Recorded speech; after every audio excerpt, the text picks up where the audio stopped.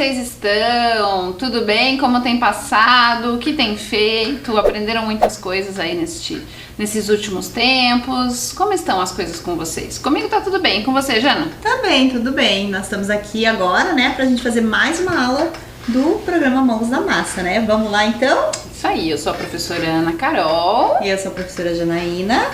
E o nosso Mãos na Massa é do componente de língua estrangeira, né? Em especial do inglês. E hoje a gente vai falar de um tema bem gostoso, né, professora? E bem doce, né? Bem legal. Então hoje a gente vai conversar sobre candies and cakes. Isso mesmo. Você gosta? Eu adoro, e você? Eu confesso que eu sou uma formiga, eu adoro doce. Então a gente vai conversar um pouco sobre isso e depois vai colocar as mãos na massa, né? Vai aí fazer alguma coisa que eu tenho certeza que você vai gostar e que vai ser bem legal para você aprender e depois ensinar outras pessoas também, ok? Antes da gente começar, não esquece lá de fazer as suas anotações, tá bom? Então, como de costume, a gente vai colocar a data lá nas suas anotações, no seu caderno, e vai especificar lá que a aula é do Mãos na Massa de língua estrangeira. A gente vai te dar um tempinho bem rapidinho para você fazer isso e já vem, tá bom? Vai lá!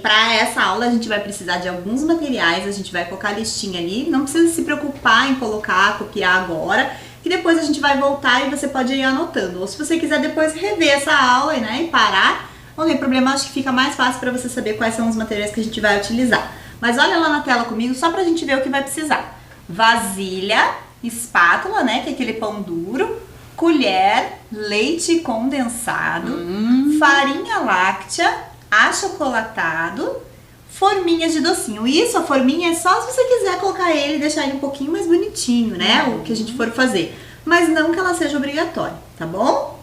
Já deu umas dicas aí do que a gente vai aprontar, né? Vai usar aí alguns ingredientes para compor uma receita que, a princípio, só tem coisa gostosa e doce, né? Bolos e doces.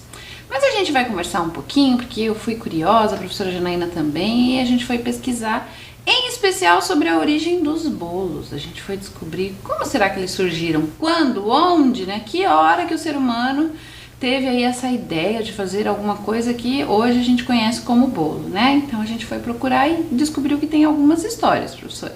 Só pra gente relembrar, né? Os candies são os doces no geral e os cakes são as tortas e os bolos, né? Isso aí. Então a gente descobriu a primeira versão. Então são só versões que a gente encontrou na internet, né? A gente não sabe se são reais ou se são apenas lendas, mas foi aí o que a gente encontrou que a história tem contado, né? A primeira é que o bolo surgiu na Grécia Antiga, então isso faz muito tempo, né? E tinha o objetivo de homenagear uma deusa chamada Ártemis. E aí o que acontecia? A Ártemis é a deusa da caça. E na época eles faziam alguma coisa que parecia mais com um pão.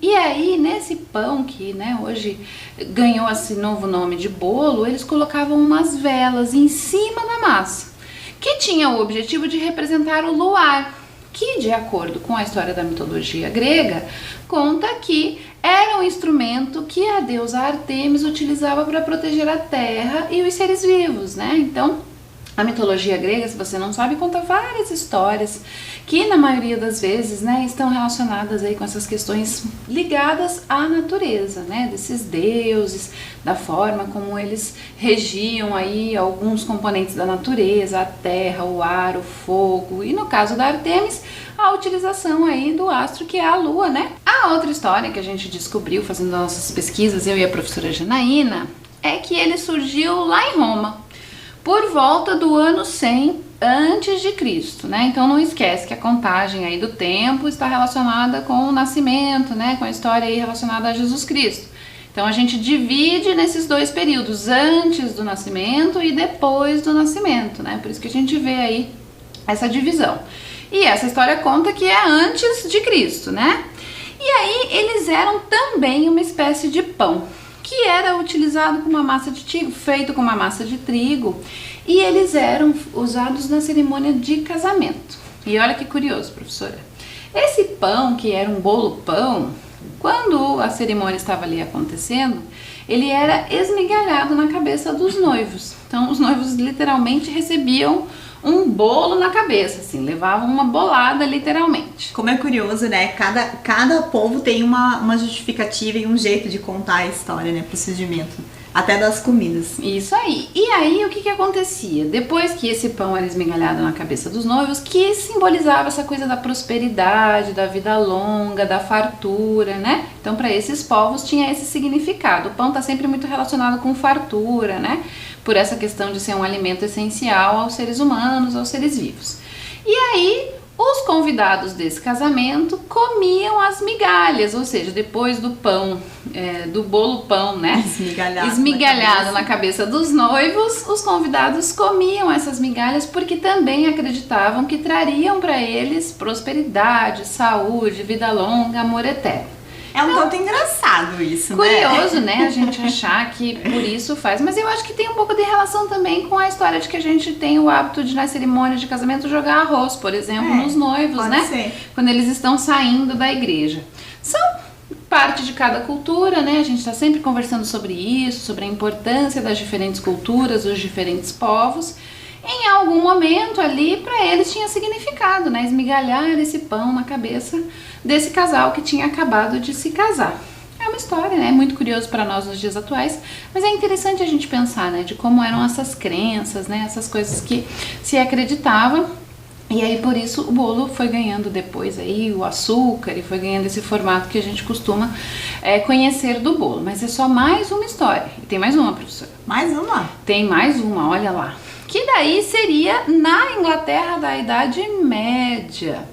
O que acontecia? Esses pequenos bolos, né, que eram o que a gente hoje chama de cupcake, que é esse bolo pequeno, né, de formato menor para a gente comer uma porçãozinha ali só, era um presente de casamento. Então os convidados tinham por hábito levar como presente aos noivos esse pequeno bolo, né? E aí era feita uma torre em um determinado lugar ali do salão com todos os bolos, né? Esses mini bolos que os noivos recebiam trazidos pelos convidados. Aí o que acontecia? Depois da cerimônia, os noivos eram colocados ao lado dessa torre de bolos, né? Desses mini bolos. E aí eles se beijavam por cima da torre, né? Também para trazer essa ideia de amor eterno, de prosperidade, de saúde, de casamento longo. Também uma forma, né, que eles acreditavam de que era um ritual importante, que faria aí com que esses noivos, com que esse novo casal fosse ainda mais feliz e tivesse uma vida próspera e longa, né? Histórias curiosas, né, professora? Muito curiosos, mas por falar em história, a nossa proposta também tem a ver com uma história que eu acredito que muitos de vocês que estão aí nos assistindo já devem ter visto, já devem ter lido essa história na escola, ou em casa, ou em algum outro lugar. Isso aí, Vamos que é um ver, personagem então, que eu gosto muito, prof. Tenho muito carinho por este pequeno personagem, olha lá. Você conhece essa história aí do Felpo Filva? Você já viu esse livro? Muito bem, esse livro é um livro que conta, o personagem principal é um coelho, que ele é um coelho um pouco estranho, né? E a característica principal dele é que ele é um escritor. Ele tem ali a máquina dele de escrever e ele escreve vários livros. E a história vai contando um pouquinho, né, sobre essa trajetória dele na escrita e faz também uma relação com as pessoas que leiam o livro, né? Os leitores do livro. E uma leitora em especial que se torna muito amiga do Felpo Filva, que é a nossa querida Charlot. E os dois, né, juntos aí vão aprontar várias aventuras, trocando, né, cartas, trocando alguns textos, né, de diferentes formas, e aí que eles vão se conhecer. E aí nessa história eles acabam também conversando um pouquinho sobre alguns doces que gostam de comer e a Charlot pede pro Felpo a receita dele de bolinho, que são os bolinhos que ele tem a receita da avó. E é aí que a gente vai entrar em ação, a gente vai botar a mão na massa para fazer justamente os bolinhos da avó do Felpo. Isso aí, bolinhos de chocolate. E eles têm uma característica bem legal, né, Pro? Que não precisa usar o forno, né? Não precisa ir pro forno. Então, a gente até pode fazer longe da cozinha. Você pode fazer em qualquer local, porque ele tem ingredientes que são de fácil acesso, você encontra aí em qualquer local. E você não precisa colocar eles para assar, porque a gente mistura os ingredientes e faz ele de uma forma que ele fique nesse formatinho de bolo, como vocês estão vendo aqui que a gente já fez alguns para amostra. E não precisa correr esse risco, né? Porque às vezes a criança tem que ter um adulto junto para poder fazer, então você não precisa, tá bom? Vamos ver a receita então? Olha lá. Olha lá. Então são os bolinhos de chocolate, né? Meia lata de leite condensado, 150 gramas de farinha láctea e 100 gramas de chocolate em pó. Se caso você não encontre a farinha láctea, você pode trocar também, né? Pode colocar, por exemplo, o leite em pó, que tem muita gente que gosta, né? Então, aveia, né? Ou aveia ou alguma outra farinha, né? E como que a gente vai fazer então? A gente vai misturar esse chocolate com o leite condensado e depois a farinha láctea. E aí ele vai virar uma massa, a gente vai mexer e ele vai virar uma massa. E aí a gente consegue, você pode mexer com a mão ou pode usar uma colher de pau para poder mexer. E aí depois a massa vai ficar mais durinha e aí você consegue enrolar, tipo brigadeiro, tipo docinho de festa, né?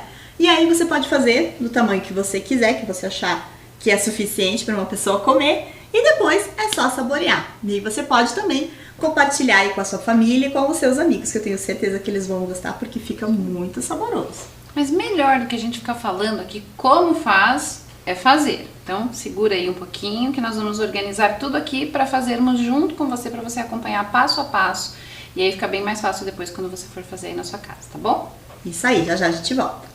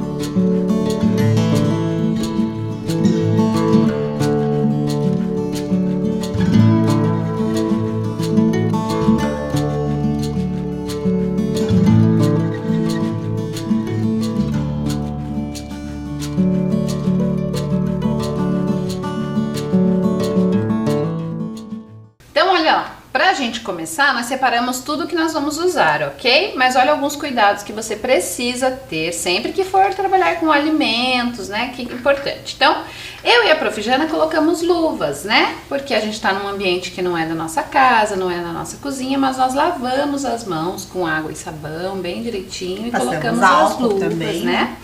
Pra quê? Pra manter a higiene, né? Então, esse momento precisa estar com tudo separadinho, né? Não pode misturar com outras coisas, com produtos de limpeza, nem com os animaizinhos aí, com os seus pets, né? Então, deixar tudo organizadinho pra você poder fazer tudo bem tranquilo. O importante é sempre manter as mãos bem limpas pra mexer com os alimentos, ok?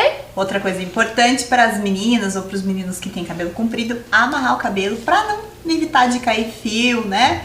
Ou coisas que tenham no cabelo, não sei, às vezes tem uma penugem, alguma coisa, evitar de cair sujeira em cima e fios de cabelo, tá bom? Então mantenha o cabelo amarrado e se tiver com uma blusa de manga comprida também deixa ela pra cima, né? Puxadinha, dobradinha, que evita que você suje também aí a tua roupa.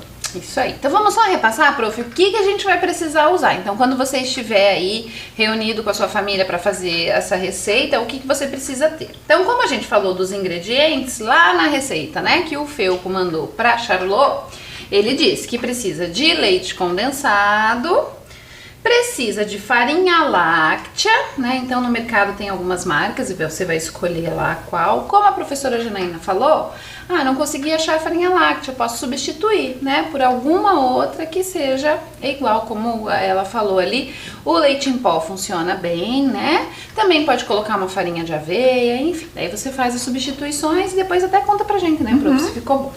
E o achocolatado, que também pode ser um outro tipo de chocolate que você, mas normalmente o achocolatado a gente costuma ter na nossa Ele casa. já é mais docinho também, né? Isso aí. E aí a gente vai precisar de uma vasilha, né, pra poder misturar os ingredientes. Eu e a Prof. Jana, que somos adultas, vamos usar essa aqui de vidro, mas se você for fazer na sua casa, a gente sugere que seja uma ou de metal ou de plástico, né, para não correr o risco de quando você for mexer a massa, ela cair e acabar machucando você, tá bom? Então que seja uma aí que você possa lidar tranquilo, que vocês vão ver que a massinha fica bem firminha ali, vai precisar amassar com as mãos, ok? Outra coisa, a gente separou então a colher para que a gente misture os ingredientes e vá fazendo essa massa antes de colocar as mãos. E aí eu separei 2 tipos de colher. E eu já vou te explicar por quê. Porque lá na receita do Felpo, vocês viram que ele usa a medida, o sistema de medidas em grama, né? Em quilograma. Então ele fez lá dizendo que precisa de 150 gramas de farinha láctea e 100 gramas de chocolate em pó. Aí eu pensei, mas não é todo mundo que na sua casa tem uma balancinha lá, né? Que vai conseguir colocar essas quantidades aí no quilograma, na grama, né? Aí o que a gente vai fazer então? A gente vai usar a colher e eu vou te mostrar a substituição, né? Quantas colheres são necessárias para que a gente tenha aí 150 gramas de farinha láctea e 100 gramas de achocolatado, tá bom? Cada colher são 15 gramas? Isso, cada colher tem 15 gramas. E aí juntos a gente vai fazer essa conversão aí para você poder fazer na sua casa, caso você não tenha a balança. Se você tiver uma balança, aí você coloca os ingredientes e faz a medida normalmente pelo grama, tá bom? Então, ó, a gente já separou aqui o que a gente vai usar. E aí a gente vai só completar, prof. Então, ó, aqui para farinha láctea, ó, como a Prof. Jana falou, uma colher tem 15 gramas, né? Então, cada colher, quando eu coloco aqui o volume dela, então quando eu pego aqui a farinha láctea, ó, nesta quantidade que eu peguei tem 15 gramas. Então eu vou precisar colocar 10 colheres para poder chegar a 150 gramas, tá? Ó, aqui vão faltar 2, ó, a Prof. vai colocar as 2 que faltam para completar as 10 colheres. Então, 10 colheres significa que você tem 150 gramas, mas não pode ser uma colher bem cheia, né, professora? Senão daí a quantidade passa muito. Então é uma colher bem certinha ali, que nem a prof colocou, bem marcadinha, tá? O achocolatado é a mesma coisa, né? O achocolatado lá a gente tem 100 gramas de chocolate. Então lembra lá, 15 gramas, eu não vou chegar no número exato. Então, o que que eu fiz? Eu deixei um número aproximado, mas para uma quantidade menor, professora, para não ficar tão doce, né? Já que o achocolatado também costuma ter aí um pouquinho de açúcar e pode deixar ainda mais doce, porque o leite condensado também é doce. Então, eu fiz a medida para que a gente faça 8 colheres de achocolatado, né? Se você for aí fazer com a medida da colher, ó, vou completar aqui, também não é uma colher super cheia, falta só uma aqui pra gente completar as 8 colheres, que seria a quantidade para que a gente comece a preparar a nossa receita. E claro que você também pode adaptar, se você quiser um doce um pouco menos doce, você pode pôr um pouco menos, né? Se você quiser um doce um pouco mais doce, você pode pôr um pouco mais, né? Aí vai no gosto de cada um. Muito bem, vamos começar então? Vamos lá? Então olha só. Lá, prof. A gente põe lá o chocolate na vasilha, ok?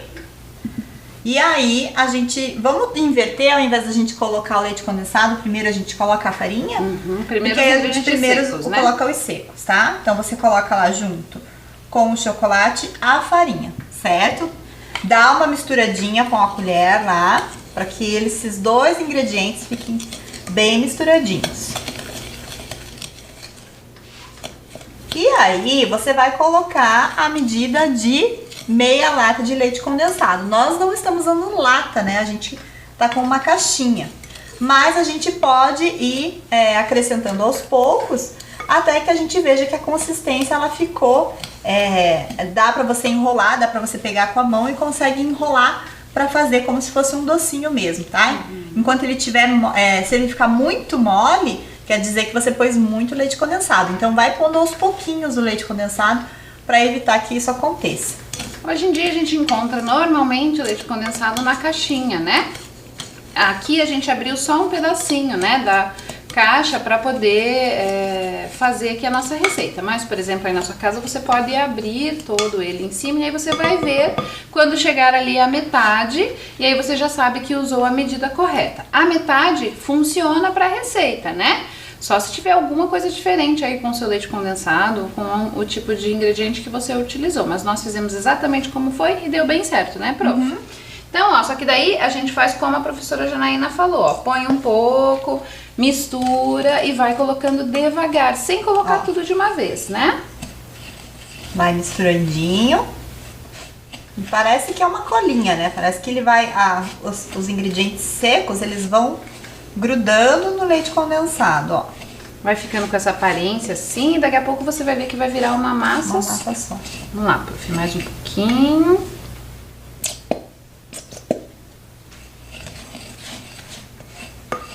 E esse docinho você pode pensar também depois em fazer em grande quantidade e pensar no preço que você pode pôr para vender para a vizinhança, né? Na escola, às vezes, se for possível, para os colegas, né?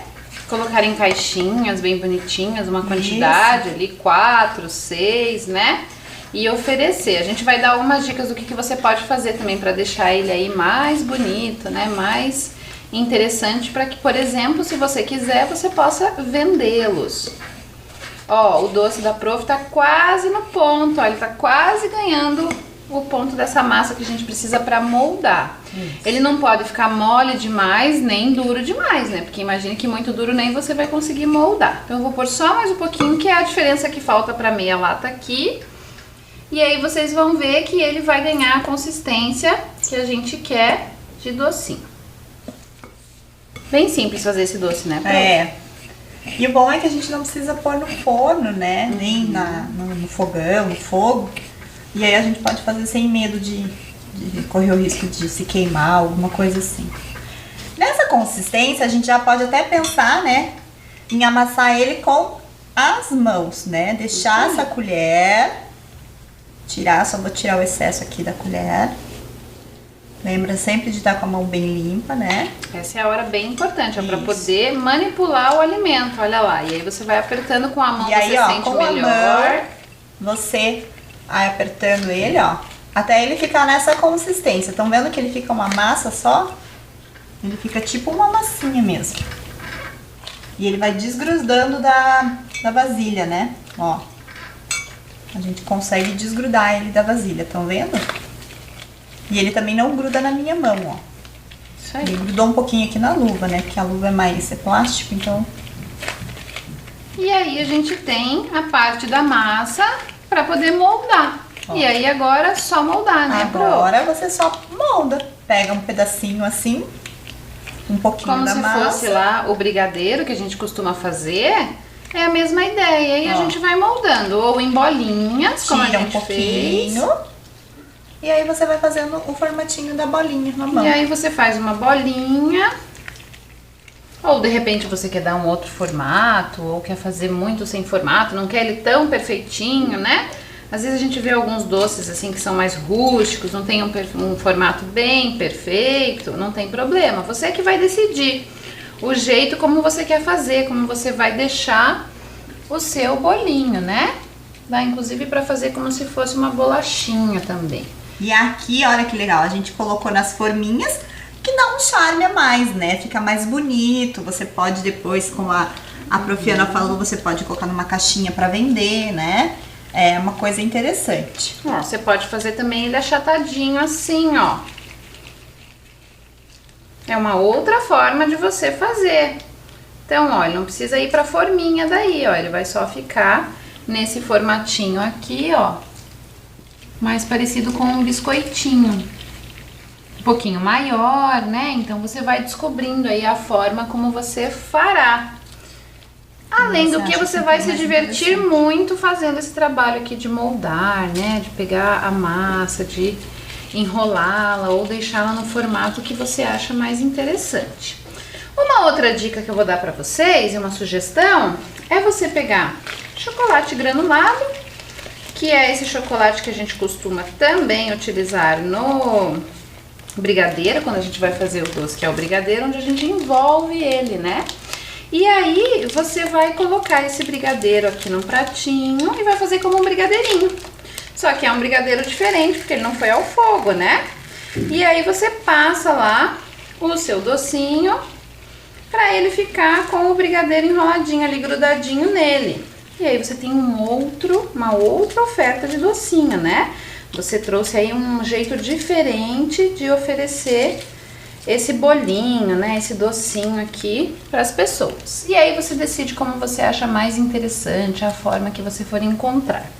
Para degustar em casa, por exemplo, você pode fazer as bolinhas e nem precisa colocar em forminhas, né? Você pode colocar num prato, numa travessa, e aí pede para fazer um chá, né? Nós os adultos gostamos de café ou um suco bem gostoso, e aí você pode saborear com a sua família, com os seus amigos. Se for para você pensar nessa proposta, né, professora, de vender de repente para os amigos, para os familiares, para os vizinhos, aí as forminhas são boas, né? Porque daí você consegue embalar melhor, você consegue deixar ele mais organizado para poder oferecer para as outras pessoas, colocar numa caixinha, deixar ele mais bonitinho. Mas para saborear em casa, o pratinho ali já vai ser suficiente para você degustar e aproveitar aí em um momento gostoso com seus amigos, com a sua família, né? Com quem você achar que merece com você compartilhar esse docinho tão fácil, tão gostoso, né, Pro? Uhum. Muito bem, mas eu acho que tá faltando uma coisa então, que é o grande final, que é a gente saborear esse docinho aí, pra ver se ele realmente ficou bom. Vamos ver? Vamos ver. Eu vou te dar um aqui e eu vou comer outro também. Então vamos, tô curiosa. Obrigada. E você, o que tá achando? Será que esse docinho tá bem gostoso? E aí, prof? Ficou muito bom, É né? muito bom. E é impossível comer um só. Acho que a gente vai ter que fazer mais esse daqui, Vamos viu? fazer mais pra comer muitos, né, Pro? Bom, a nossa aula já está terminando. Eu espero que você tenha aproveitado e tenha entendido sobre a receita. Viu que ela não é muito elaborada, né? 3 ingredientes, você mistura e enrola. A parte mais trabalhosa é só mesmo enrolar, porque leva um pouquinho mais de tempo, tá? De resto, você vai ver que é bem simples. Você pode, como a gente falou, fazer algumas substituições, tentar formas para que ele fique menos doce ou para que ele tenha um outro ingrediente sendo substituído algum deles aqui. Aí você pode usar a sua imaginação, tá bom? Isso mesmo. Faz lá e depois conta pra gente como é que ficou. Tenho certeza que todo mundo vai gostar aí na sua casa. Eu acho também, vai ser sucesso. A gente se vê na próxima aula. Se cuida, tá bom? See you, bye bye! Bye, bye!